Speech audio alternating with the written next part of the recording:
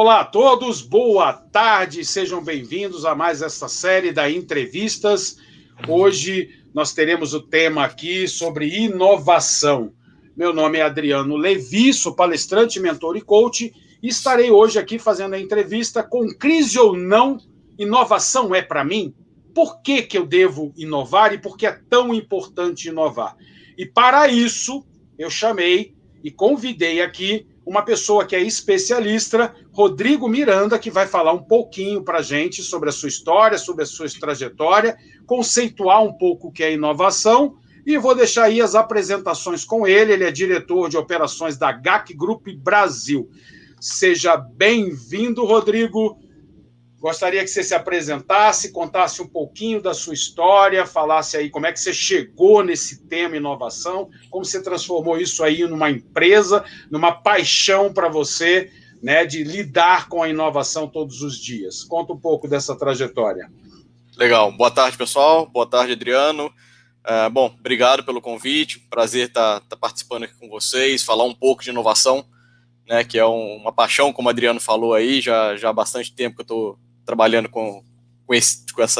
nesse campo. E, bom, como eu falei, comecei com inovação há bastante tempo, estava indo na faculdade quando comecei a olhar essa parte de inovação, fiz engenharia elétrica e durante a faculdade, enfim, com os professores, a gente foi acompanhando, né, a parte de energia sempre me atraiu bastante, alguns professores que trabalhavam, fazendo doutorado, trabalhando com smart grids, né, que são redes inteligentes, redes elétricas, autogerenciáveis quase, através de energia fotovoltaica em casa, solar, etc. Então, comecei a ver o tema, ainda não falando como inovação necessariamente, né, na época, mas muito mais como algo diferente que estava acontecendo no mercado. Me atraiu, fiz o meu trabalho de conclusão de curso em cima desse tema, e achei que interessante, as energias renováveis, algo novo que estava surgindo na época também, isso em 2007, 2008, eu comecei a falar, olha, é esse caminho que eu quero seguir. Eu morava na época em Portugal, e coincidentemente eu acabei entrando por uma consultoria em inovação. Tinha acabado de me formar, 2008, no início da crise econômica, né, que teve nos Estados Unidos, Europa, aqui no Brasil também. Então, ao entrar em consultoria de inovação, aquele desejo inicial da faculdade acabou virando uma profissão, realmente, achei super interessante, trabalhava muito com a parte de incentivos fiscais para inovação, então, empresas que investem em inovação deixam de pagar imposto de renda, existe lá em Portugal, existe aqui no Brasil também, que eu trabalho ainda hoje, e fui desenvolvendo, fui crescendo nesse setor, fui conhecendo como que as empresas inovavam, como que elas viam a inovação. Super interessante você trabalhar com empresas de vários setores, desde criação de iogurte, a pneu, a software, a carro, você vendo como que é esse processo de construção de uma ideia nova até ele virar um produto que vai para o mercado. Em 2011, também, no auge da crise lá na Europa, e Portugal, sobretudo, estava bem ruim as coisas, eu recebi um convite para voltar para o Brasil, uma consultoria daqui me chamou para retornar, eu aceitei, até porque o Brasil estava num momento excelente economicamente, e aqui continuei nessa seara de inovação e aprofundando cada vez mais, né? Então, começando a entender a estratégia de inovação, gestão da inovação, a inovação aberta, enfim, todas essas ramificações que saem de você trabalhar com inovação propriamente dito. E há quase 3 anos, há 2 anos e meio, a GAC Group, né, uma empresa francesa, me convidou para vir para cá, assumir pouco tempo depois a diretoria de operação no Brasil, para realmente trazer, né, uma empresa que era muito focada em incentivos fiscais, como eu falei, então continuando naquela seara, né, desde o início. Eles queriam ampliar, falar, ok, trabalhar com inovação, com incentivo fiscal é interessante, as empresas precisam de pagar menos imposto já normalmente, e se existe essa possibilidade no mercado, vamos aplicar isso no máximo de empresas possível. Mas só isso não é suficiente. Você tem que olhar para trás, né? Então o incentivo fiscal você faz quando finaliza o seu projeto de inovação. E para trás, como que você cria aquele projeto de inovação? Como que ele surge dentro da empresa? Como se ela estrutura? Como se organiza?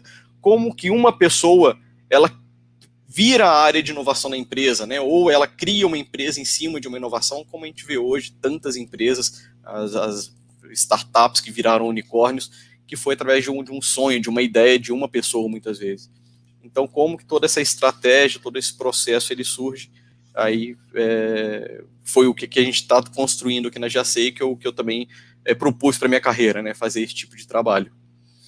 Então, pode-se dizer, se tiver que pontuar aí, né, resumir um pouquinho do que você trouxe aí para a gente, me corrija até se eu realmente não tiver feito essa observação, mas acho que os dois principais pilares que trouxe essa ideia para você, quer dizer, essa vontade de inovar, foi um primeiro, que foi de sustentabilidade, ou seja, de processos renováveis para transformar aqueles processos sustentáveis, e uma vez em que esses processos são mais sustentáveis, olhar o lado econômico e financeiro disso, né, para que não só seja sustentável, mas que seja rentável também, né? Ou seja, a mesma coisa que a gente aplica na nossa vida, de ter uma sustentabilidade, seja numa organização, numa empresa, de ter esse processo sustentável, quer dizer, eu conseguir gerar, né, essa sustentabilidade e, ao mesmo tempo, conseguir lidar com a questão econômica da coisa, né? Ela tem que gerar mais abundância, mais riqueza. Tá certo pontuar que seriam essas duas questões, quer dizer, a sustentabilidade, a renovação, né? Assim como também a parte financeira e econômica, né? Esses dois pontos de vista que te deram essa visão. É possível, eu acredito, né? Eu realmente tenho essa esperança, tenho essa paixão e essa vontade de transformar esses processos em algo real, né, para a minha vida e para as pessoas. Foi mais ou menos isso nessa trajetória? Foi, com certeza, não, foi exatamente isso, né, pegando lá, o que eu falo, aquele desde o início, quando eu comecei a enxergar o que era inovação, de novo, apesar de não conceituar na época como inovação, e a gente já vai falar um pouco, né, o que é inovação na prática, mas foi exatamente isso. Na faculdade, eu comecei a ver, bom, como eu falei, morava em Portugal, na Europa tem muito essa preocupação com a sustentabilidade, com a eficiência energética, com o clima, como que a gente vai ser o futuro, né, o que a gente vai mudar, obviamente por questões também que eles têm lá, né, de precisarem de muita da fonte energética era baseada no petróleo, então teriam que mudar isso, e entravam muito as energias renováveis, como solar, eólica, por exemplo. Então, essa necessidade que surgiu, né, pensando até em Europa, isso há 15, 20 anos atrás, como que isso foi crescendo, mas, obviamente, a parte econômica, financeira está muito ligada a isso. Porque não adianta você ter uma inovação, você pensar em algo diferente, um modelo de negócio, uma nova tecnologia, se aquilo não te traz um retorno financeiro. Então, até acho que... Então, quer dizer, então, muito dessa inovação, se a gente puder ver nessa trajetória aí, eu poderia conceituar que foi também muito do contato com culturas que têm preocupação em sistemas hídricos, ou seja, de reservas de água, em plantio e em geração de alimentos, na energia, como você trouxe, né, em outras fontes de energia e tudo mais, ou seja, numa sustentabilidade, ou seja, a proximidade a estas culturas trouxe talvez aquele insight, aquela coisa de, poxa, isso é legal, vamos levar essa cultura então para o Brasil, vamos fazer essa representatividade, né, na nossa cultura e levar isso para mais lugares no mundo, né, para que a gente possa todos pensarmos a nível globalmente, talvez, em processos de inovação que realmente atendam não só a nossa comunidade, o nosso país, mas que atendam o planeta como um si. Sim. Não, com certeza. E a gente olha, o brasileiro ele é muito inovador por natureza, né? A gente sempre busca fazer algo diferente. Só que o que falta aqui muitas vezes é fazer essa conexão com o todo e de uma forma ampla na sociedade, né? E o país realmente olhar. O que a gente vê de diferença, por exemplo, da cultura europeia, é que eles realmente têm um processo, têm um método, têm um caminho, têm um objetivo final e definem um caminho para chegar até lá. Muitas vezes aqui no Brasil, por N fatores, né, sociais, culturais, políticos, econômicos, a gente não segue por esse caminho tão linear como deveria. Mas aí que a inovação é importante, a gente, né, ver que não é só o fim, mas tem todo um processo que você tem que seguir. Não precisa ser um processo enrijecido, fixo, porque realmente não tem como. A inovação, você tem que ter liberdade para pensar algo diferente, mas tem que seguir processo, tem que, né, ter um método por trás disso, senão não adianta. Daí que surge, por exemplo, né, aquele conceito da gestão da inovação, como que ela é feita, como que ela deve ser seguido. Eu quero ir do ponto A para o ponto B, como que eu vou, quais são os passos mínimos que eu devo seguir. Tá, e considerando, quer dizer, tantos pontos, né, que a gente tem com relação à inovação, se você pudesse conceituar um pouquinho, o que é inovação realmente, né? De uma forma assim, mais próxima ao público, às pessoas em geral, ao pequeno e microempresário, as pessoas na sua vida. O que seria inovação? Tá. Eu costumo falar bastante que inovação é um tema da moda, né? Já há uns 5 anos, talvez, 10 anos, a gente entrar em um site de qualquer empresa, praticamente, a gente vai lá falar que é uma empresa inovadora e sustentável. Isso é fato. Então, mas o que é realmente essa inovação? Isso é muito difícil de conceituar. Tem muitas pessoas que veem a inovação como uma invenção. Então, você tem que criar algo totalmente novo, disruptivo, que não existe no mercado. Outros pensam logo em pesquisa e desenvolvimento, né, o P&D. Sim, são esses 2 pontos existem, mas também tem muito mais na inovação do que isso. A inovação é você melhorar um produto, melhorar um processo, melhorar um método organizacional, você pensar num novo modelo de negócios, você já está fazendo uma inovação.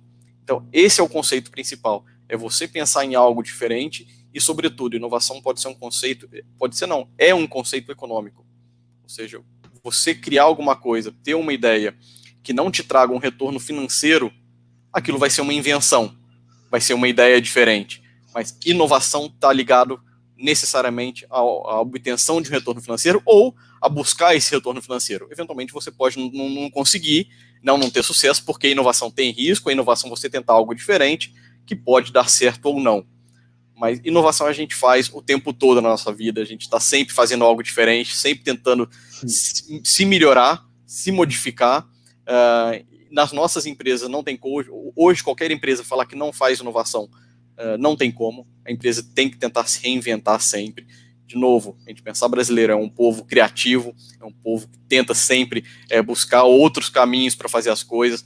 Agora, com essa crise, né, a gente comentou um pouco antes, né, Adriano, Brasil vive em crises. Olha para a nossa história nos últimos 30, 40 anos, a quantidade de crises que a gente já teve, maiores, menores, por N fatores, e em todas essas crises vinha sempre. De novo, mesmo que não chamasse de inovação, tinha inovação. A gente aplicava essa inovação na prática.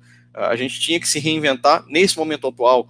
Como que eu vou sobreviver, como minha empresa vai sobreviver, como que o país vai sair dessa crise do coronavírus, através da inovação.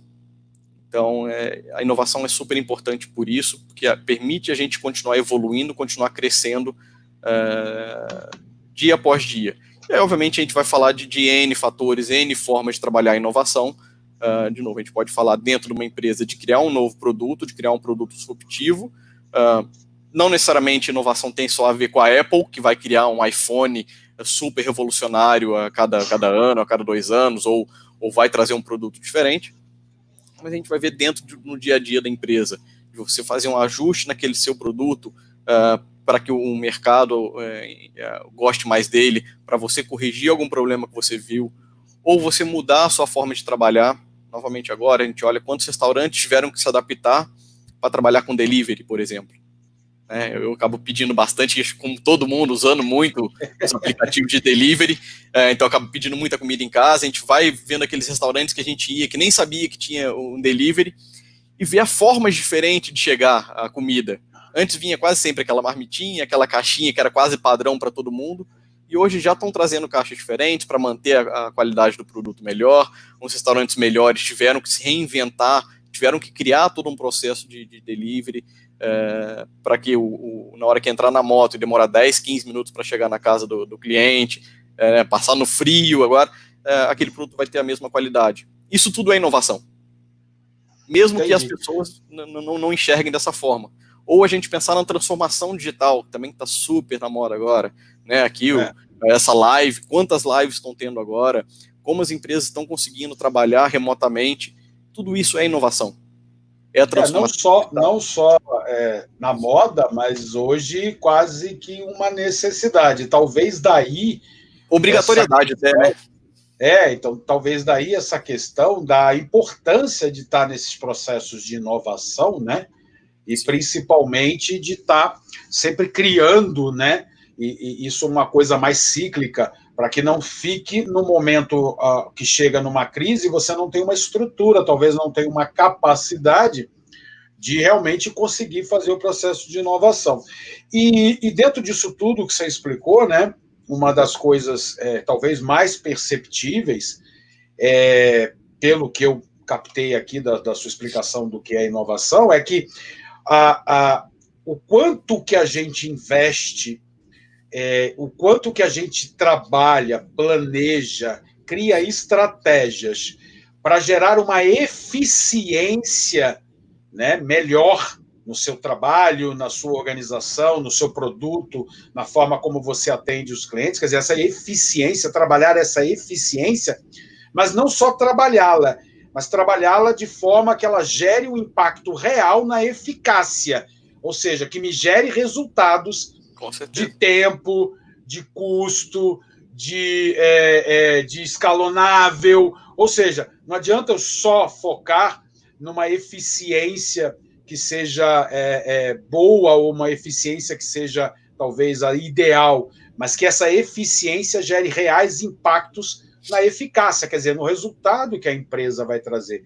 Seria isso, talvez? Isso que a inovação... É exatamente isso. A inovação surge através daquela ideia que a gente teve no primeiro momento de falar, ok, eu posso fazer algo diferente, eu posso trazer algo diferente para o mercado, para o meu cliente, para a sociedade até, mas como que isso vai ser monetizável? Né? Através de um aumento de rentabilidade, um aumento de mercado, um aumento de faturamento. Isso tem que ter um retorno econômico ou financeiro. Né? Quando a gente pensar em inovação para a sociedade, obviamente pode falar, mas nem sempre vai ter um retorno econômico. Né? Pensar em governos, por exemplo, ou ONGs, ou instituições de pesquisa que realizam também bastante inovação, olhando para a sociedade. Isso também vai ter retorno, né? Um retorno mensurável. Você pode quantificar o quanto que melhorou alguma coisa. Ainda que num primeiro momento não seja algo financeiro ou econômico, isso terá impactos financeiros e econômicos, então é aí que você quantifica a inovação. Tá? E, de novo, acho que é importante a gente quebrar aquele paradigma de que inovação é algo, é muito difícil de inovar. Pode ser algo tão simples quanto você... vou dar um exemplo aqui de aplicativos ou que surgiram nos últimos anos, como o Waze, ou como o Uber, ou como o iFood, por exemplo. Eles não revolucionaram com as tecnologias, eles não criaram super tecnologias. Eles pegaram tecnologias que já existiam, foram condensando elas, foram compilando essas tecnologias, obviamente melhoraram um pouco em alguns pontos, ou bastante em alguns pontos, mas era algo que já existia no mercado, né? Através do, por exemplo, um iFood, ou qualquer aplicativo de delivery hoje, que já existem vários, Uber Eats, etc., eles pegam a geolocalização, que era algo que já existia, né, através do GPS, você ter aquilo no celular e fazer uma conexão de 3 pontas entre o entregador, o restaurante e o cliente final.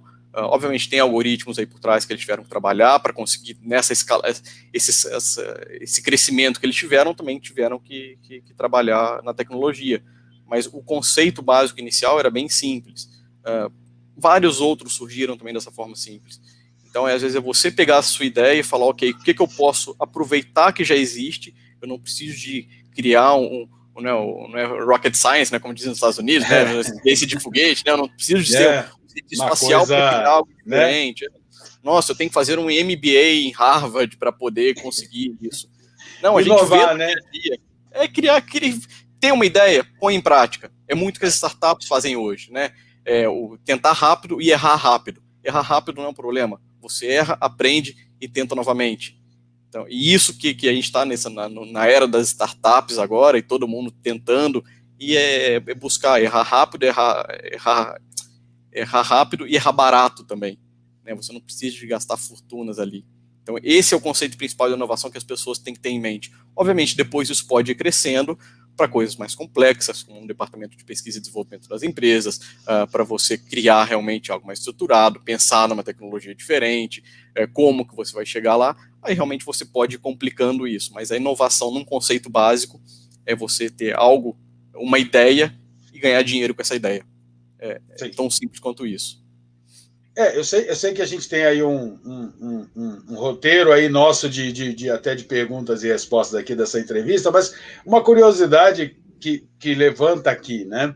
A primeira delas são duas coisas que você trouxe aí nos temas que eu achei bem interessante, porque a gente vai falar dos benefícios, né, mais na frente, mas uma coisa que eu vejo aí como principal problema e que você trouxe ou a pessoa foca muito na eficiência, nos processos, mas não olha para a eficácia e para os resultados, ou a pessoa fica muito na expectativa de resultados e eficácia, sem levar em conta os processos. Eu acho que isso é uma das coisas que tira um pouco a visão de onde eu posso inovar.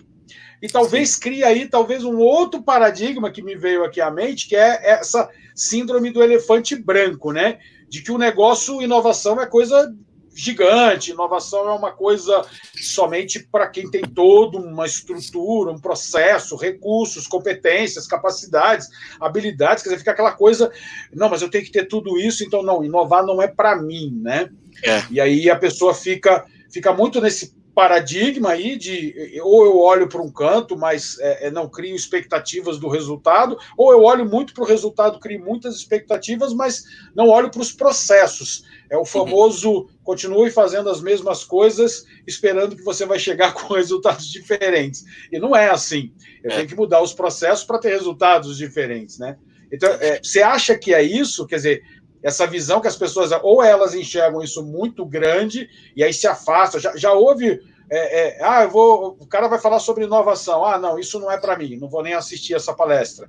Né? Ou, putz, o cara veio aqui para me falar que a minha empresa precisa inovar. Não, isso eu não tenho, eu vou ter que gastar muito. É aquilo que você falou, é o princípio de começar com um passinho. Se mais lá na frente, né, isso trouxer resultados, trouxer essa eficácia, perfeito, aí eu vou criando gestões, estratégias, criando departamentos de pesquisa, né, paralelos e tudo, as soluções padrões, mas você acha que é isso que afasta, quer dizer, esse olhar de elefante branco e essa coisa de olhar somente uma parte do processo ao invés de olhar o todo? Sim. Não, com certeza. Até uma das vantagens da minha profissão que me faz conhecer muitas empresas, né? Então a gente vai em muitas empresas de todos os tipos, todos os portes, e a gente vê muito ainda que a gente pode chamar até de um preconceito com a inovação em muitas empresas. E quando a gente fala empresa, obviamente a gente está falando de pessoas, né? Mas é aquela questão de falar, não, inovação não é para mim. Não, eu não inovo, eu não tenho tempo para isso, eu não tenho dinheiro para isso, eu deixo para os grandes lá fazerem. Eu já fui em muita empresa bem grande, empresa milionária, de faturar centenas de milhões, e ouvi isso da diretoria da empresa, falar, não, a gente não inova aqui.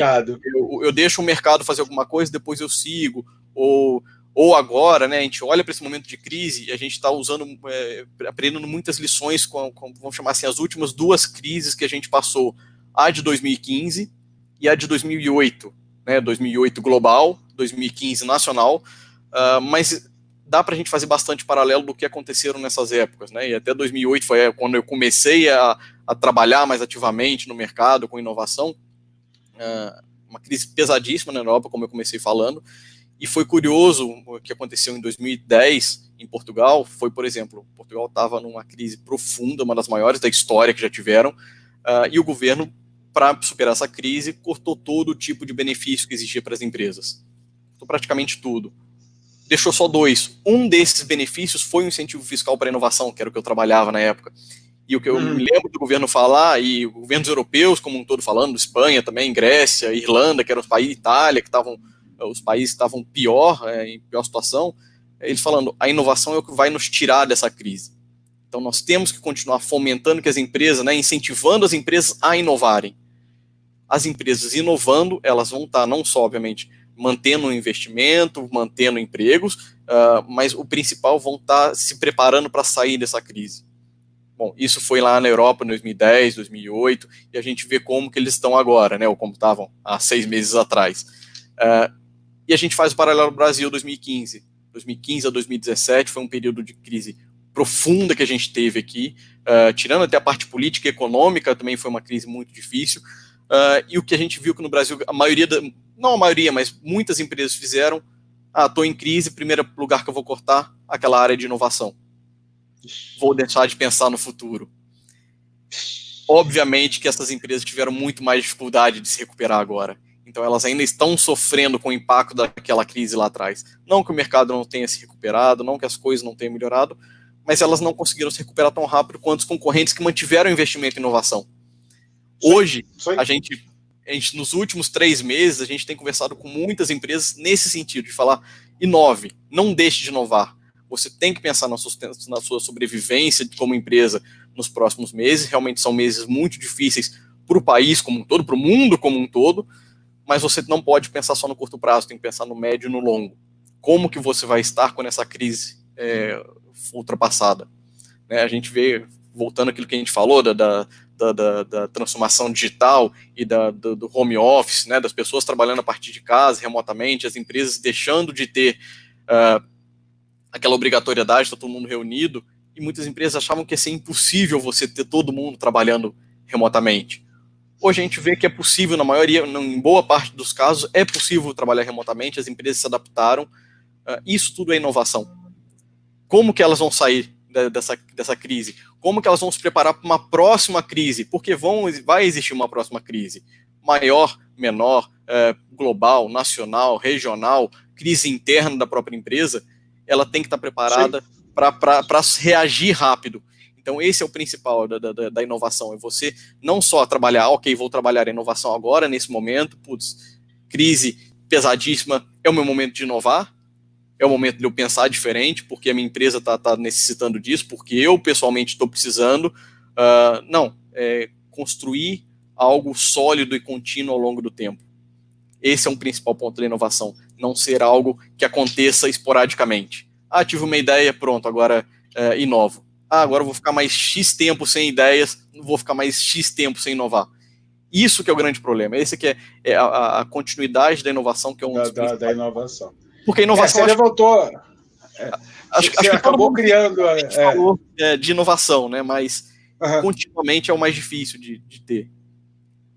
Você acabou criando aí, novamente, eu vou prolongar o que é inovação para que as pessoas conceituem realmente, porque eu acho que o principal problema é enxergar a inovação como algo inalcançável, inatingível, impossível para mim, E aí eu vi 2 colocações que você fez aí, até da empresa que você trouxe como exemplo. Uma delas foi a questão pessoas. E isso é muito importante a gente pontuar isso, porque eu acho que a inovação ela está, antes de mais nada, numa mudança cultural, numa mudança de mindset. Quer dizer, não adianta eu tentar inovar a empresa sem tentar antes inovar a minha cultura. Isso é uma verdade? Você que esbarra com isso todo santo dia, principalmente, quer dizer, desde pequenas, médias, grandes, multinacionais, isso é uma verdade? Quer dizer, a cultura ela atrapalha o processo de inovação? Completamente. Tanto que quando a gente vai implementar um processo de inovação ou vai alterar um processo de inovação em alguma empresa, e de novo, empresa a gente está falando aqui desde empresas startups, com 2 funcionários, ou com 2 donos, que acabaram de sair ali do mestrado, acabaram de sair da faculdade, têm uma ideia maravilhosa na cabeça e vão criar uma startup, ou criar uma startup. Isso já é uma empresa, a gente já trata como uma empresa, até as multinacionais de bilhões. O primeiro passo é sempre olhar para a cultura. Como que a empresa, ou, de novo, quando a gente fala de empresa, a gente não está falando, não é uma instituição que funciona sozinha, são as pessoas dali de dentro. E cada empresa tem a sua cultura própria. Como que essas pessoas, como que é a cultura da empresa para a inovação? Então, pegando esse exemplo que eu dei, de uma empresa gigantesca, de fatura milhões, e não olha para a inovação, é a cultura ali de dentro que isso não permite. Por que isso não permite? São pessoas que são mais conservadoras, que têm medo de arriscar, ou porque está preocupado com o resultado econômico, a empresa tem que crescer, tem que dar lucro, então eu não posso pensar em inovação, eu tenho que focar aqui no meu negócio, ou são pessoas que já tiveram mais experiências, enfim, vamos trabalhar a cultura, vamos entender o que é, sentar com cada um, então por isso que, por exemplo, muita empresa busca coach, busca palestrante, busca gente para falar o que é inovação, e acho que legal também, Adriano, é lembrar que assim, hoje como a gente está na fase das startups, com muita coisa, essa inovação das big techs, né, que Google, por exemplo, Facebook, que a gente olha para lá, como que é a inovação que acontece neles? É você colocar um puff, é colocar uma parede colorida, é colocar um videogame, e você vai ter ali inovação. Isso eu acho muito legal, porque muitas empresas ainda têm essa coisa de, não, nós somos uma empresa inovadora, nós vamos começar a fazer muita inovação a partir de agora. Como? Eu vou simplesmente mudar aqui, colocar, abrir, fazer, o pessoal pode fazer home office, vai ter um happy hour no final do dia que a gente vai tomar cerveja no escritório. Isso ajuda, sim, a inovação, mas não é o principal. Aí entra aquilo que você puxou aí, Adriano, é o processo. Né? Você ter uma ideia uma vez é simples, é fácil, todo mundo sempre tem algumas ideias diferentes de vez em quando, mas como que você traz isso pro dia a dia? Como você torna isso um processo? Né? Muitas empresas têm o método de, por exemplo, falar, ok, você tem 20% ou 10% da sua semana, do seu tempo livre para inovar. Não vai ter nenhuma obrigação, não tem nada. Tá, mas se eu simplesmente chegar em casa e ficar sentado vendo televisão, porque eu vou aproveitar aquele momento, ou ficar sentado, parado na cadeira pensando, eu não vou conseguir. Tem que ter estudo, tem que ter método, você tem que entender o mercado que você está trabalhando, onde você quer. Se você teve uma ideia, como que eu vou colocar essa ideia em prática? Eu tenho que entender o mercado. Eu tenho que entender o que está acontecendo, o que tem de concorrentes, o que tem outras empresas que estão trabalhando. E, novamente, acho que eu vou bater bastante nessa tecla aqui, que a gente não está falando de empresas grandes, a gente está falando de eu, Rodrigo, amanhã sair da GAC, e fiz isso no passado, tive minha própria empresa, abri minha própria consultoria antes de entrar na GAC, eu tive que fazer esse trabalho de, ok, vamos olhar para o mercado, vamos olhar o que está acontecendo, eu tive uma ideia, mas será que essa ideia as pessoas vão comprar? Será que é uma ideia que eu consigo levar para frente? Então vamos entender o que está acontecendo, vamos fazer um piloto, vamos fazer um teste, um protótipo, né? E vamos avançar. Mas o método, o processo, a gente volta, talvez, uma das coisas, dos receios que as pessoas no Brasil têm com a inovação, não é a inovação em si, é toda a preparação de empreendedorismo que falta, é o esforço, né? Esforço, a cultura, o esforço, né? Você se dedicar ali e construindo algo aos poucos, estudo, é o principal. E, obviamente, que aí entra questões de base, né, de escolas, etc., que a gente sai da faculdade que não tem uma preparação para o mundo real, para você. Muitas universidades hoje incentivam a inovação, incentivam o aluno a pensar diferente, a criar algo diferente, mas não explica para ele como ganhar dinheiro com aquilo. Né? O cara sai de engenharia, ele conhece muito de números, conhece muito de tecnologia, mas ele não sabe de negócio. E isso eu vi na prática acontecer. Sei que, óbvio, não estou generalizando, não são todas as universidades, mas a gente falar na média, talvez, do país, é assim que acontece. Então, como que a gente precisa trabalhar isso muitas vezes desde lá de trás? Né? Ou, para quem já se formou, já está aplicado, como pode continuar estudando. E hoje, com internet, você consegue ter acesso a muita coisa fácil. Né? Deixar um recado aqui, o Marcelo Dezena Cabrelon, ele fez uma pergunta. Marcelo, a gente vai responder no final, a gente vai seguir aqui com as perguntas que eu tenho para o Rodrigo, talvez até no meio desse caminho ele já responda, talvez, tá? Mas no final, prometo, vai ser respondido aí a pergunta que o Marcelo fez, tá? Aí, obrigado, seja bem-vindo aí, participando aí conosco aí da entrevista. Isso me trouxe outra coisa, ainda vou insistir nessa questão do que é inovação, se precisar a gente até pula uma pergunta ou outra, mas vamos lá. Uma coisa esse é importante, que eu vi, esse tema. Esse é o fundamental.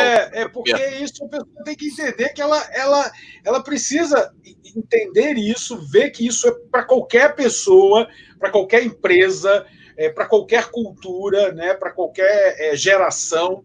Isso não tem idade. Acho que a inovação é uma coisa planetária, né? Uma coisa que todo mundo tem que inovar em alguma coisa. A questão toda primeiro, a gente inova a todo momento.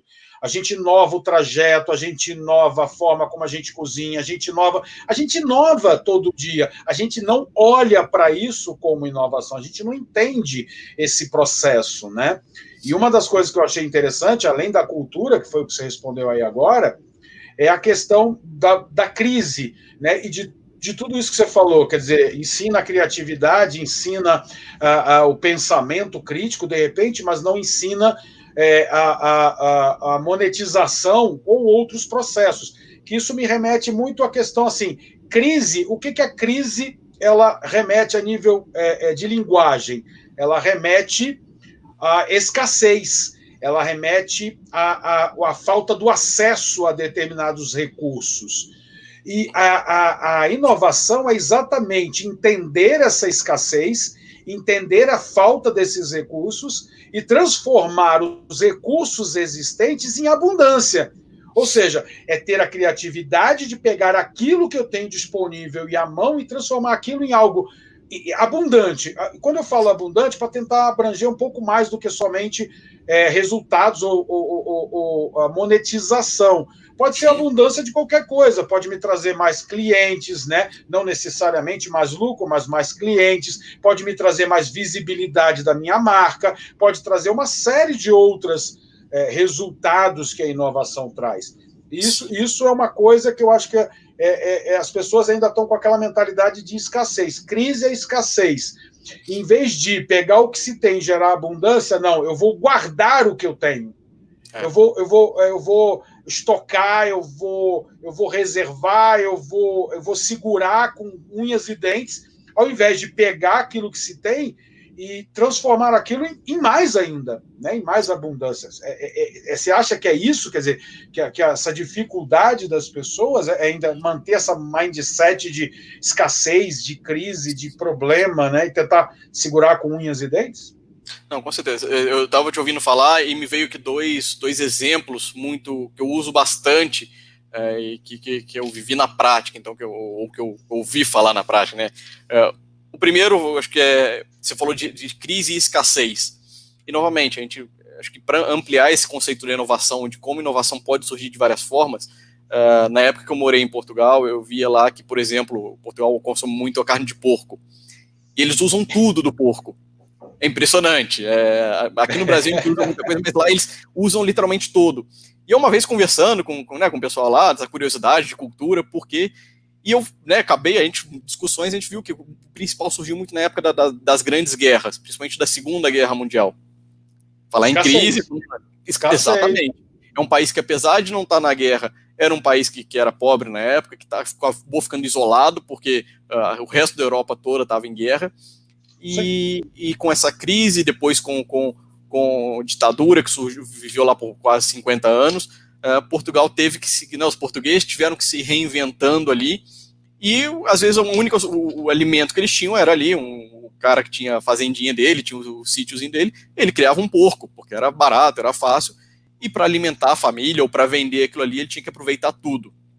Então, a gente pode levar isso daí para uma empresa, né, que tem lá aquele insumo dela, aquele recurso dela, e no determinado momento, quantas coisas que elas não estão desperdiçando, que ela podia usar aquilo ali de outras formas, né, que aquilo que é descartado, que é ignorado, que é rejeitado...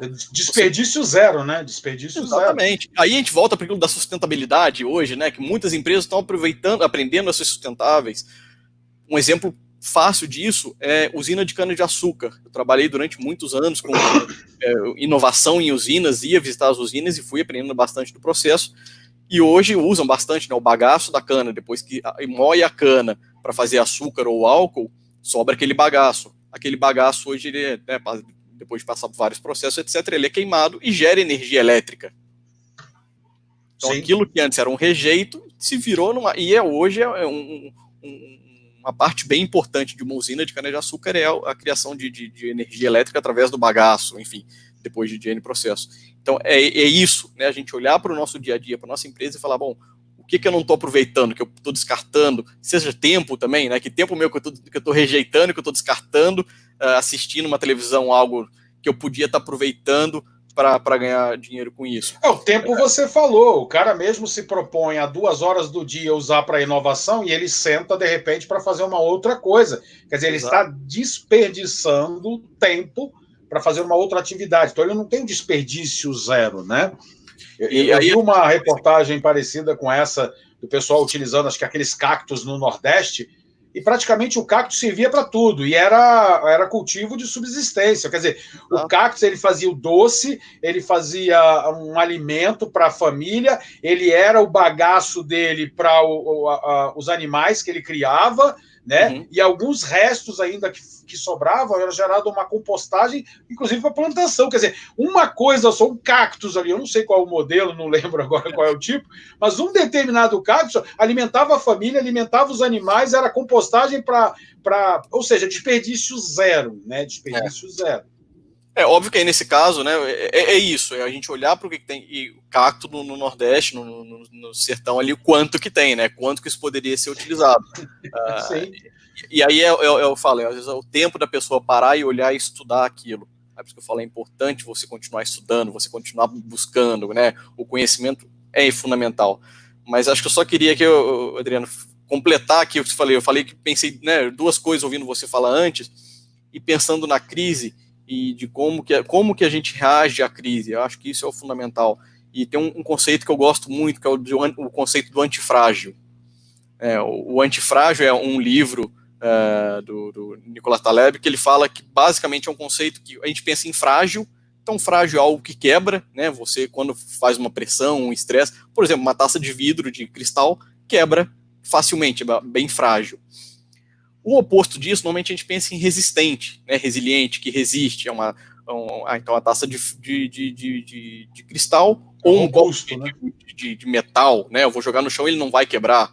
Ou um de aço, que aí posso bater também, que ele não vai nem amassar. Mas aí tem um conceito ainda, aí é o antifrágil, que ele se fortalece quando você põe pressão, quando você está sujeito ao estresse. Então, a gente tem trabalhado bastante isso na GAC nesses últimos meses, exatamente para isso, de falar, ok, é um momento de estresse, é um momento de tensão, a gente tem duas opções, ou se fragilizar, quebrar, né, aí literalmente a empresa quebrar e não seguir em frente, se manter do jeito que a gente está, não, vamos conseguir aqui, vamos mudar processos, vamos se adaptar e vou seguir, passar essa crise, ou eu vou aproveitar a crise para crescer. E esse é o conceito principal do antifrágil, que agora se aplica muito. Então, de novo, crises a gente enfrenta constantemente. Seja crises pessoais, crise na empresa, crise porque fui demitido, crise na família. Como que eu vou pegar aquele momento de crise, de estresse e me fortalecer e crescer e sair melhor daquilo ali de quando eu entrei? Eu acho que esse conceito do antifrágil ele casa muito com a inovação. Né? Então, inove, crie algo diferente, pense, dedique um tempo para falar, ok, o que eu posso fazer diferente, que oportunidades que existem dentro dessa crise. Eu vi outro dia, uns tempos atrás, o Jorge Paulo Lemann, né, um dos donos de várias marcas. Enfim, criou um império, né, que eles fizeram, e ele falando exatamente, ele vê sempre a crise como uma oportunidade. E acho que é isso que a gente tem que ter. Não de falar, nossa, tem uma crise agora, como que eu vou fazer? Meu Deus, que desespero. Ok, é preocupante, mas pense em alternativas, né? Pense em formas de aproveitar essas oportunidades que vão surgindo. E tem bastante oportunidade. E a inovação casa dentro disso. Então eu falo, a inovação ela surge em muitos lugares, mesmo que às vezes a gente ache que não é inovação, né? No dia a dia nosso a gente pode trabalhar bastante, mesmo que chame de outros nomes. Eu acho que com tudo isso que a gente pontuou, que a gente conceituou aí de inovação, a próxima pergunta, ela se torna ridícula, né? Porque na realidade a próxima é qual a importância de eu inovar? A gente já deu todos os motivos para você inovar. Por que eu devo inovar? A gente já conceituou que isso é para todos, tá? Mas eu gostaria que você sintetizasse. Se você tivesse que dar aí por que as pessoas devem inovar, com 3 palavras. Por quê? Quais 3 principais motivos que uma pessoa tem que inovar, né? Tá. Eu acho que dá para sintetizar por que inovar em 2 palavras: para sobreviver. É algo simples, assim, né? A gente pensar em empresa, assim, a empresa não se reinventar. E, de novo, ela não precisa se reinventar totalmente, mudar o modelo de negócio dela, mas ir continuando crescendo sempre. Eu acho que o principal da inovação não é uma inovação acontecer uma vez, é inovar sempre. Esse é o mais importante. Você está sempre buscando melhorar. Eu melhorei ontem, vou melhorar amanhã mais. Depois vou ter que me adaptar. Se a gente olha para, de novo, a gente pode olhar as grandes empresas e sempre que a gente fala em inovação, qualquer palestra de inovação, vão dar exemplos que já são clichê, né? Falar da Kodak, como é que o problema que eles tiveram, Blockbuster, que pôde comprar o Netflix lá atrás, Starbucks, como que é o modelo de negócio deles, o Netflix. Enfim, tem N fatores, mas são fatores reais, né? A gente olha assim, empresas que eram gigantes, Nokia, que eram gigantes, que dominavam o seu mercado e que não souberam inovar, não souberam caminhar para onde o mercado está indo, e aí principalmente ler o mercado, aquilo que eu falei lá atrás. Não adianta você pensar numa tecnologia nova, e porque essas empresas com certeza criaram muitas tecnologias novas, pensaram em forma de seguir, mas não olharam para o mercado, não olharam para a sociedade, onde que o mundo está indo. Isso que eu estou fazendo aqui vai ser interessante para o que o mundo quer? E muitas vezes, ao não saber ler esse futuro, e até existe um ramo de atividade hoje que chama futurologia, mas aí baseado realmente em ciência, né? Sim, não só aquela leitura de mão, mas estudar mesmo o mercado, onde que as tecnologias vão, como que a inteligência artificial, por exemplo, vai impactar o nosso mundo, o blockchain que está chegando aí pesado aqui no Brasil, né? Já tem muita gente usando, o 5G, enfim, muitas coisas, como que isso vai impactar, como que o meu negócio hoje, ou como a minha ideia hoje para startup, ela pode se aproveitar disso, ou pode sofrer lá na frente com esse novo mundo. E o que eu posso fazer para mudar? Então, a inovação, acho que mais do que inovar, é inovar sempre, inovar de forma contínua, com um processo, com um método, é o mais importante. Uma das coisas, trazendo isso daí que você trouxe, principalmente a questão da sobrevivência, análise de mercado e tudo mais, tem uma tabela que eu amo de paixão, uma tabela que você usa em processos realmente de mudança de mindset, e até mesmo em ações, né, que a gente usa em processos de coaching, de liderança, que é a chamada tabela GUT. E essa tabela GUT reflete muito isso que você acabou de falar, que é você analisar a gravidade do momento em que você está, a urgência em se fazer determinadas ações, e no caso de fazer ou não fazer essas ações, a tendência que isso leva. Ou seja, ou eu morro, ou eu sobrevivo, ou eu cresço, né? Então eu tenho ali a gravidade, a urgência de se tomar as ações devidas, inovar no caso, e a tendência, no caso de eu não fizer nada, se eu ficar parado, né? Qual é a tendência que nós vamos chegar para isso daí, né?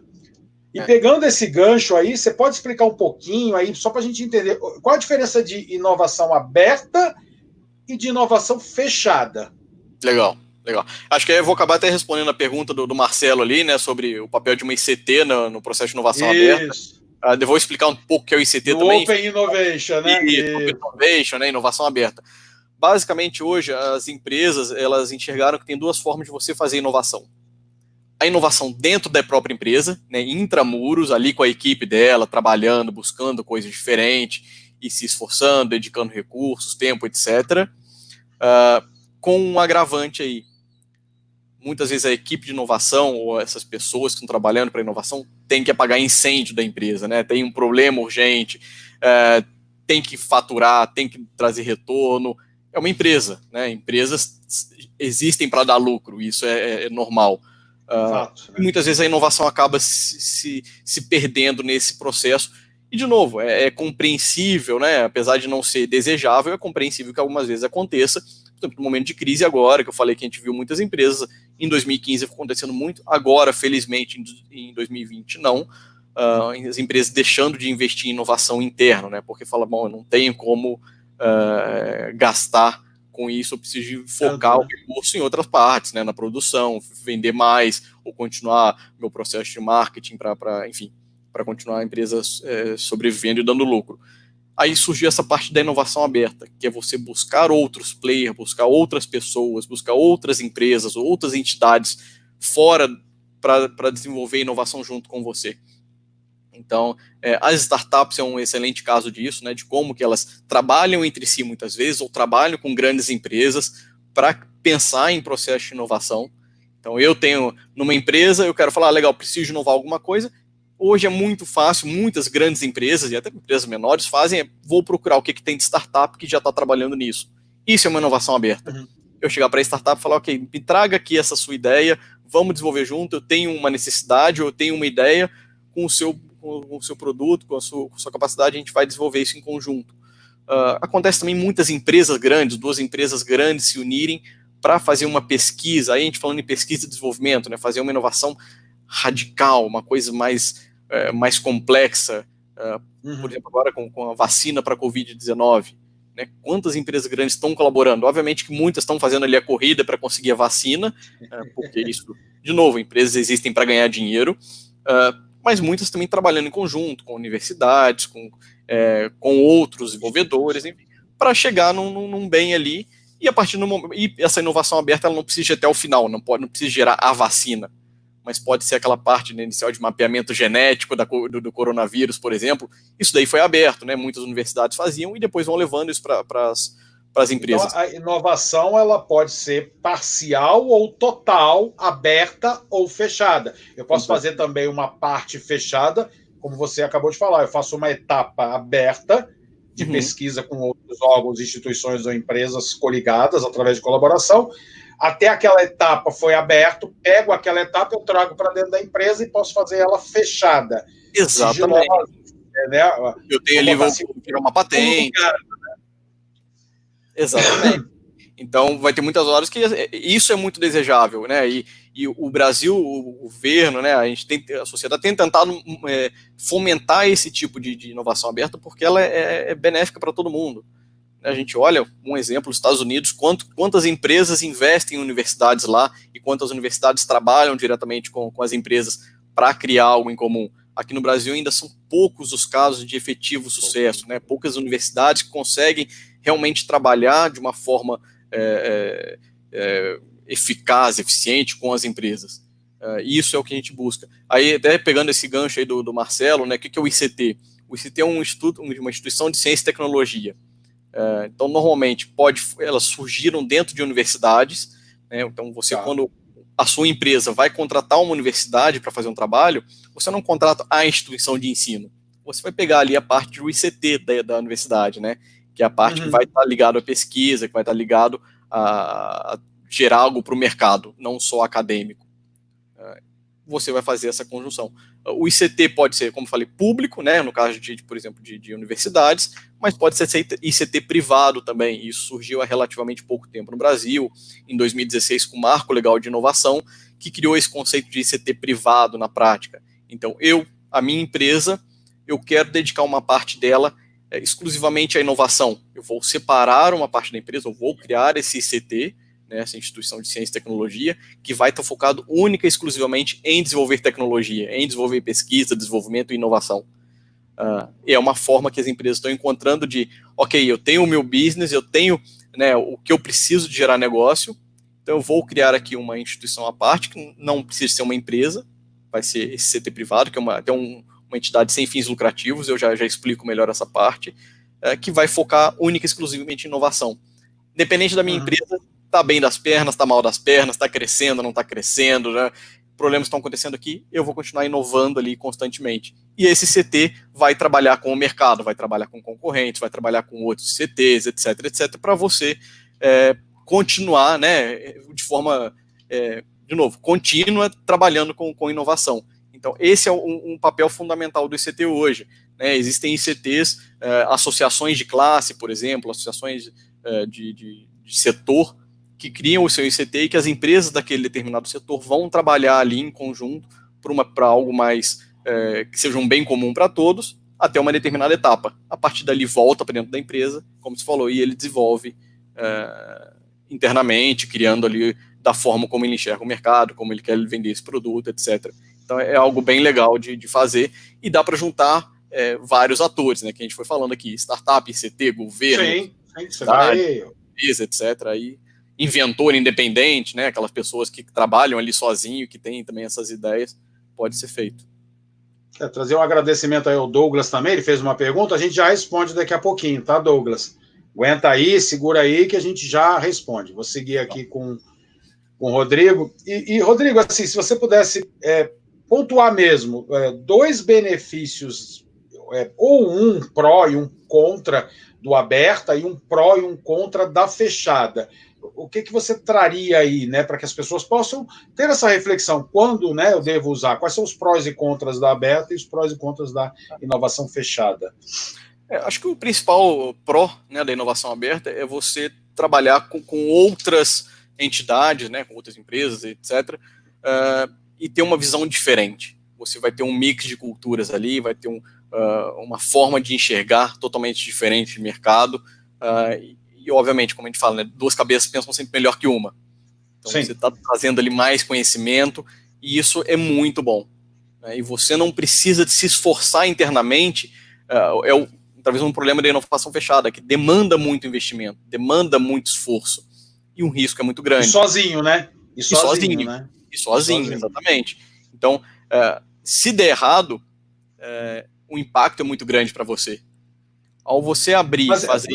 Na aberta teria algum contra? Você consegue visualizar alguma coisa que seja contra, que você tem que tomar cuidado, pisar em ovos?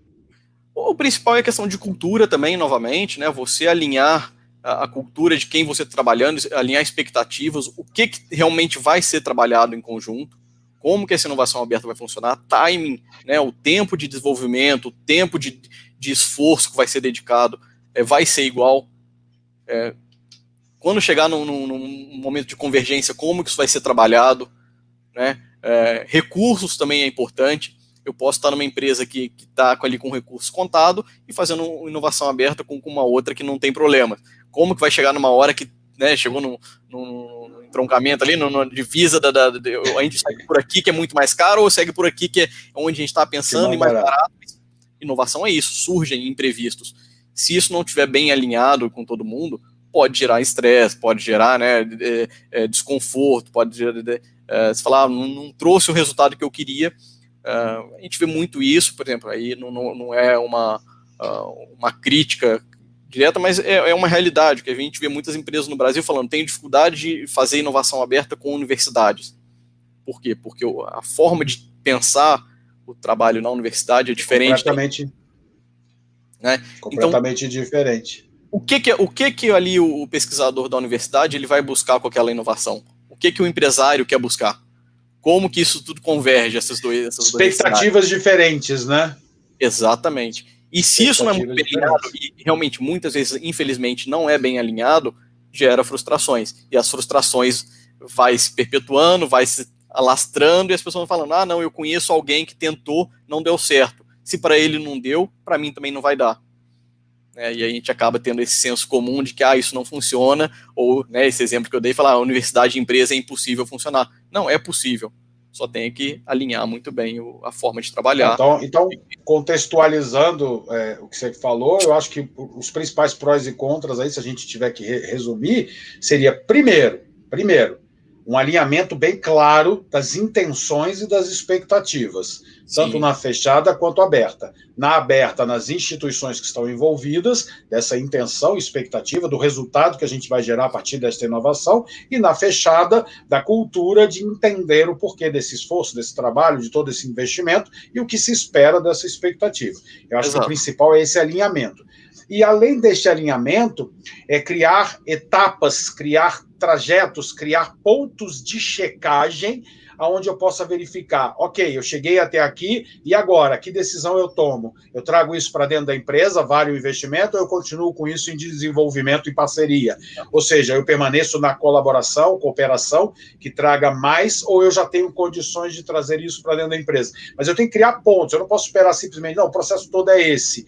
Eu tenho que fazer etapas desse processo de inovação e entender que cada etapa ela pode ter, dependendo da necessidade dela, se eu faço aberto ou se eu faço fechada. É isso, mais ou menos? É exatamente isso. Por isso que a gente fala, a inovação ela não é algo, apesar de você ter que ter liberdade para criar, para pensar, ela não pode ser algo totalmente solto.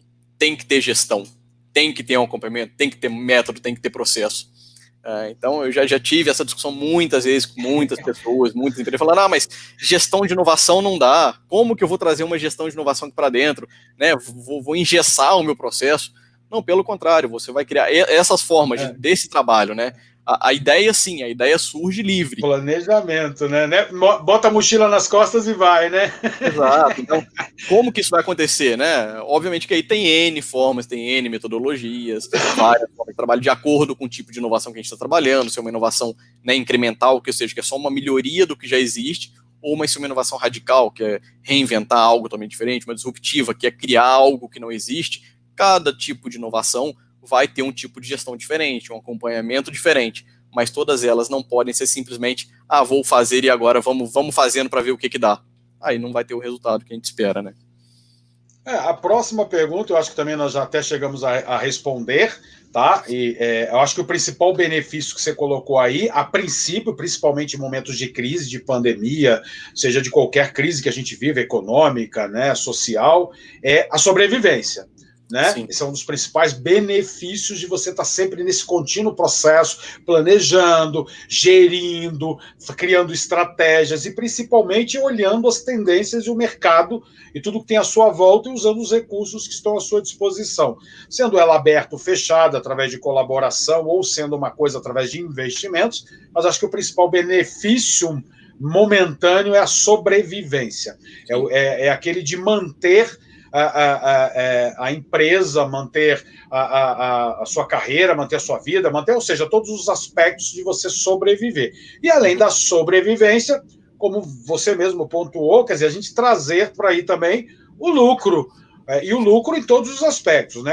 Quando eu uso a palavra lucro, eu vejo todos os aspectos, seja o lucro de visibilidade, de marca, de dinheiro, o lucro em todos os aspectos de uma empresa, assim como a monetização real, financeiro mesmo, né? Claro. Trazer mais recursos para gerar mais recursos, para gerar mais empregos, para gerar mais inovação, obviamente, porque inovação também não é uma coisa que eu simplesmente tire da cartola, não é uma mágica, mas eu preciso também ter investimentos, eu tenho que reinvestir, mesmo que seja tempo, dinheiro, seja o que for, eu tenho que reinvestir. Então, acho que os benefícios são esses, a sobrevivência, de manter esse processo sempre em inovar e, principalmente, em gerar o lucro, em crescer. Eu acho que no momento de sobrevivência, já inova quem consegue sobreviver, se reinventar e seguir adiante. E mais ainda, inova o que consegue sobreviver e ainda superar isso daí, ou seja, ainda passar para um outro nível. Seria isso, mais ou menos, Rodrigo, se a gente tivesse conceituar os principais benefícios? Não, com certeza. Eu acho que é isso. A inovação, você se desafia sempre, né? Então, é um crescimento que você tem aí, pessoal, de empresa, de país, que você vai buscando sempre, você vai evoluindo. É evolução natural, né? Pensar até quase no Darwin aqui, né? Evolução natural, aplicado o Darwin às empresas. É isso, como que ela vai se adaptando ao meio e vai sobrevivendo. Quem inova, quem busca algo diferente, quem se adapta, sobrevive. Quem não se adapta, morre. Exatamente como o Darwin falava na teoria da evolução. Então, acho que o principal benefício de inovar é exatamente esse. E você vai, obviamente, não precisa obrigatoriamente ser um retorno financeiro, né, como você falou, não precisa ganhar mais dinheiro, e hoje muitas inovações trabalham em cima disso, o objetivo, e principalmente muitos governos pensam em inovação dessa forma. Aí vou voltar, né, aquele exemplo atrás que eu estava dando da Europa, da eficiência energética e da sustentabilidade. Os governos europeus investiram muito dinheiro para que as empresas, para que as pessoas inovassem, mudassem a forma de trabalhar, por exemplo, em vez de ter carro a gasolina e carro a diesel, que tem lá bastante, você tem um carro elétrico. Isso é subsidiado, ou seja, o governo paga, né, uma parte do que você gastaria para falar, ok, eu estou investindo nisso daqui porque algo é uma política pública para daqui a 10, 20, 30, 50, 100 anos que seja. Então, nem sempre obrigatoriamente, como eu falei, não é dinheiro no bolso, mas isso é monetizável, é mensurável de outras formas que pode ser num longuíssimo prazo aí que a gente está falando. É o que nós falamos lá no início. Você hoje trabalhar a eficiência pensando na eficácia mais tarde. Quer dizer, gerando realmente o impacto, indiferente do impacto ser curto, médio ou longo prazo. Aí vai depender de acordo com cada um, né? O tempo que ele tem para ver esse retorno. Sim, sim. E me diz uma coisa antes da gente responder ali a do Douglas, né? O questionamento lá que o Douglas colocou. Me fala uma coisinha aí que está todo mundo esperando essa daqui. Essa daqui é a vedete de hoje. Dá dica de ouro aí para gente. Uma dica para quem quer começar a inovar. Qual o primeiro passo que o cara... Aquela que vale 1 milhão. Sabe, R$1 é para saber o parafuso e 999 mil para saber qual o parafuso, né? Vai. Aliás, R$1 para apertar. 999 mil para saber, né? Eu adoro essa história, né? Da máquina que deu um problema, chamaram o técnico lá para resolver. Eram 10 mil botões, ele apertou o botão lá, de repente voltou. Aí o cara falou, pô, legal, quanto que é? São 10 mil reais. Pô, mas para apertar um botão, para apertar o botão é R$1, os 9.999 saber qual. Apertar, né? Mas assim, eu acho que o que fica, né, de dica, não espere. Se você tem uma ideia, se você tem algo que você vê que pode fazer, que pode inovar, não espere. Né? Acho que um conceito que a gente já falou aqui das startups hoje é o fazer rápido para errar rápido. Não tem problema errar. Quando a gente trabalha com inovação, a gente tem que saber que sim, o erro faz parte. O recomeçar, putz, fui para esse caminho e não deu certo. Isso a gente usa bastante lá na consultoria, que a gente fala para as empresas, você nunca perde nada, você sempre aprende alguma coisa com a inovação. Nem que seja falar, eu testei assim, aprendi o quê? Deu errado? Aprendi o quê? Que não é por esse caminho. Qual que é o outro? Não sei. Vou tentar de novo e vou buscar novamente. Mas sempre com método, com estudo, com inteligência, olhando. Não é simplesmente vou tentar por tentar. Isso não deu certo. Por que não deu certo? Não sei. É importante você... Fica sem... tem que ter o Douglas fez uma pergunta que se baseia nisso, que a gente já entendeu que a inovação ela precisa, óbvio, de ideias, ela precisa começar agora. A dica de ouro é não espere. Tem uma ideia pequena, grande, média, comece. E a gente sabe que a gente precisa de gestão, precisa de planejamento, precisa de estratégia, precisa de toda uma estrutura onde eu verifique para que caminho eu estou. Se vai ser aberta, se vai ser fechada, se eu vou utilizar os recursos ou não. Mas o Douglas ele quer saber o quê?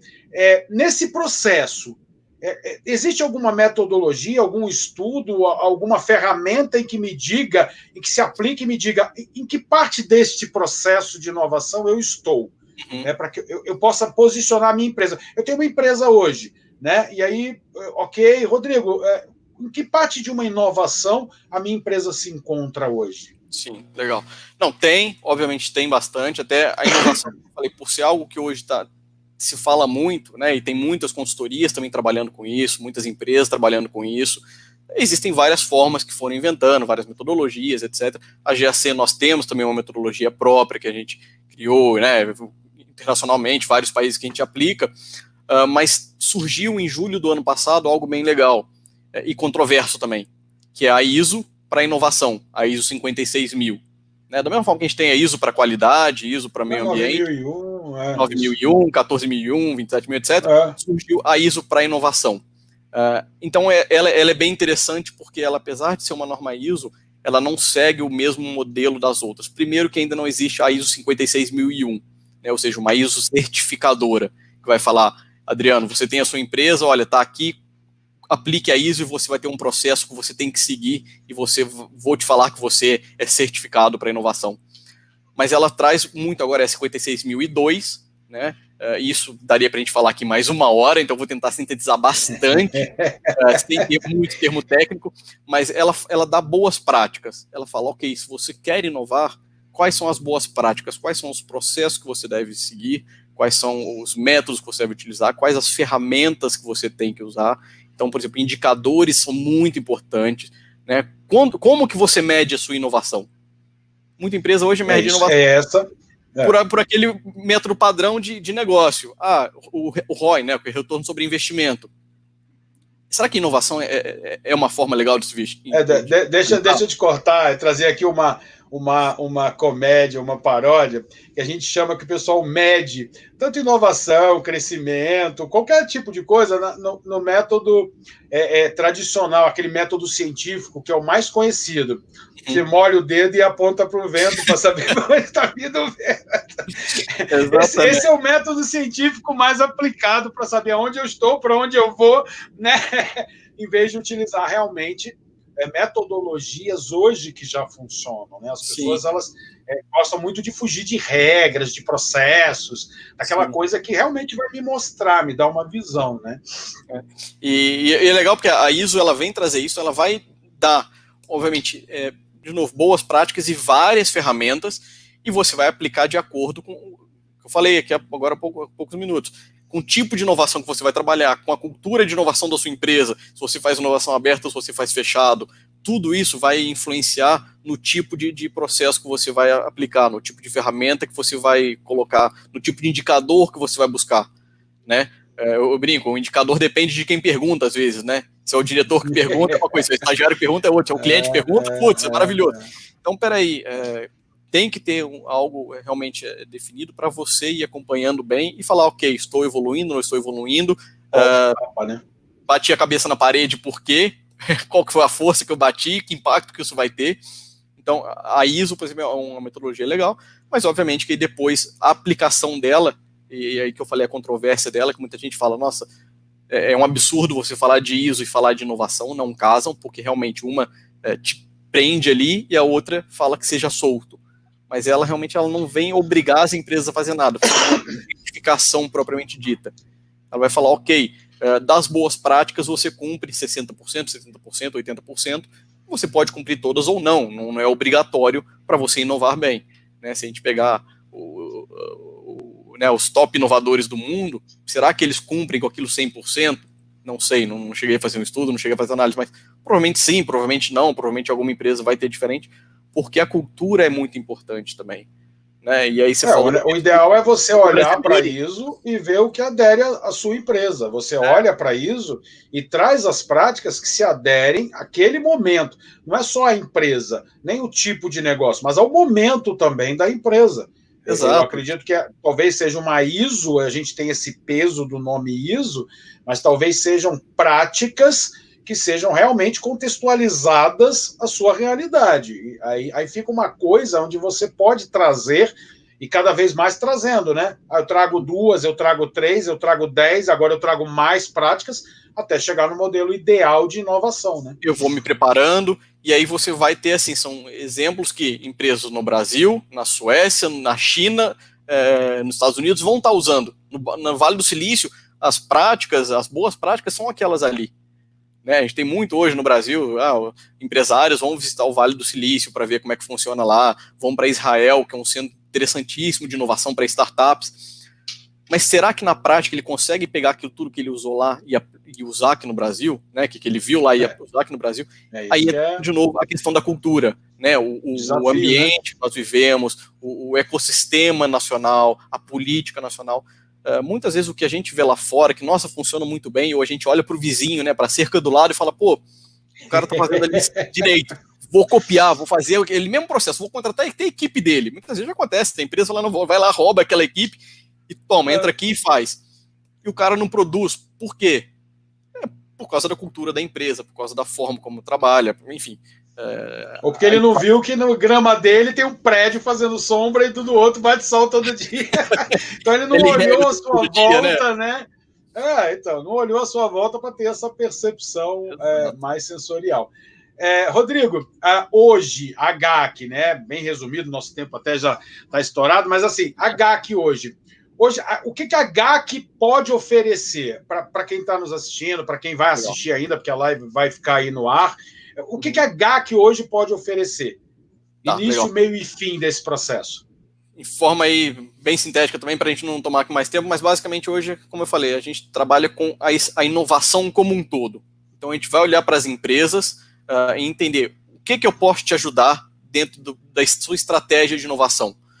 Um ponto que ainda é muito importante para as empresas é a parte de incentivo fiscal e financiamento, ou seja, incentivo fiscal depois que você executa o projeto de inovação, você apresenta aquilo para o governo e deixa de pagar imposto de renda sobre aquilo.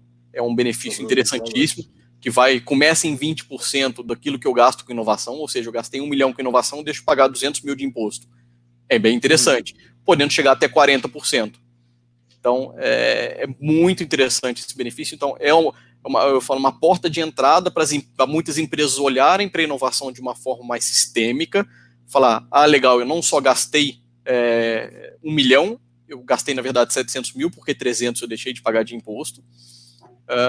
Ou financiamento, ou subvenção, que é aquele dinheiro que o governo, muitas vezes, a gente trabalha em financiamentos públicos aqui, sobretudo, mas existem os privados também, mas o público, que o governo empresta dinheiro para a empresa, ou dá dinheiro a fundo perdido para as empresas desenvolverem a inovação. Por que isso é muito importante?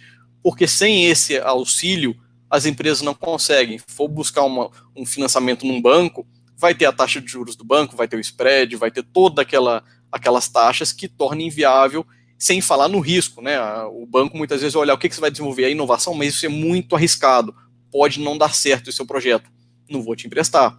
Normal, de novo, o banco tem que, né, não é só dar o dinheiro, mas esperar como que vai retornar isso daí. Então o governo no mundo todo usam isso de falar, ok, eu pago uma parte dos seus juros e te empresto a um juros mais baixo. É bem interessante.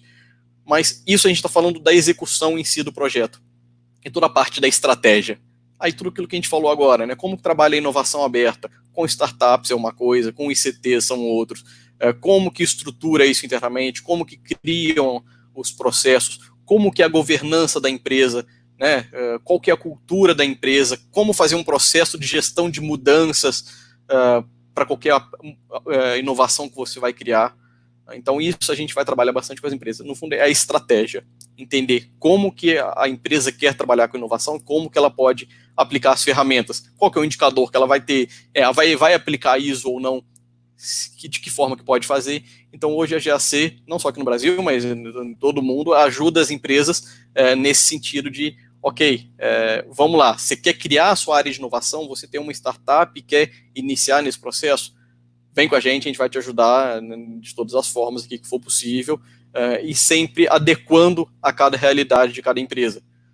Porque, como eu falei, mesmo que a gente tenha duas empresas com faturamento exatamente igual, na mesma área de atuação, o processo de inovação delas com certeza vai ser bem diferente. Completamente diferente. Então, a empresa, quer dizer, você faz o levantamento, você busca os incentivos ou os recursos para ela inovar. Então, primeiro o levantamento, busca esses recursos, isso é o que a GAC faz. Buscado esses recursos e conseguindo, então, uma aprovação, vocês criam um planejamento e a estratégia, e após a implantação desse planejamento e estratégia, vocês fazem a gestão, ou seja, o acompanhamento disso e os reais resultados, fazendo os devidos alinhamentos. Quer dizer, é o início, meio e fim de todo o processo da inovação.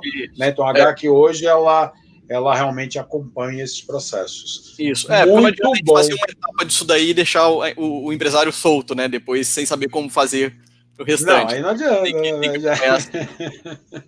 Tá acompanhando. Legal. Gente, eu conversei aqui com o Rodrigo Miranda, tá? Aí tá o LinkedIn de você, o LinkedIn do Rodrigo, se vocês quiserem entrar em contato para ele explicar esses processos, para ele poder estar visitando aí as empresas, conversando com vocês, mostrando quais são esses primeiros passos, quer dizer, realmente criando, principalmente neste momento em que muitas pessoas estão sem saber por onde começar, né? E a GAC aí do Brasil, ela faz, a GAC Group do Brasil faz esse trabalho, quer dizer, não só te acompanhar, gerar os planejamentos, mas saber em que momento você está, o que você pretende inovar, o que você pode, vendo as principais tendências, acompanhando junto com você aí, mercado e tudo mais, né, nesse processo para que vocês possam, além de sobreviver, passar por esse momento, mas gerar abundância, gerar riqueza, gerar inovação, gerar processos que sejam realmente disruptivos ou não, né? E muito obrigado, Rodrigo, por aceitar o convite, estou muito grato. Você quer deixar uma mensagem aí para esse pessoal aí que está conosco? Deixa uma mensagem aí. Um grito de guerra aí da inovação. Fala aí pra gente. Bom, primeiro eu quero agradecer você, Adriano, pelo convite. Acho que foi bem legal o bate-papo. Acho que como eu falei, é um tema que eu adoro, inovação. Já trabalho há bastante tempo com isso e ficaria aqui hoje a tarde toda falando sem problema nenhum, porque acho que realmente é legal de levar de quebrar esses paradigmas, esses preconceitos, né, que existem com inovação em muitas empresas. Então, acho que é mostrar que é algo que está à mão de todo mundo, é possível e não é só para Google e Facebook que vão fazer inovação. Então, gente, acho que a principal mensagem que a gente deixa aqui hoje, sim, a inovação é para todo mundo, a inovação é para vocês conseguem fazer, tem que ter só a iniciativa de correr atrás, de aplicar, teve uma ideia, põe-se em prática, testa, não deu certo, tenta novamente, mas e sempre aprendendo como fazer, tá? Fica aí, como o Adriano falou, meus contatos, se quiserem entrar em contato, bater um papo, estou sempre à disposição aí de vocês também. Obrigado. Então, um grito de guerra é levanta e vai inovar. Exatamente. Rodrigo, muito obrigado, um excelente final de semana a todos que nos assistiram também. Obrigado, Marcelo, obrigado ao Douglas aí pela participação e nos vemos aí no próximo encontro. Um abraço, muito obrigado, Rodrigo. Um abraço, tchau, tchau.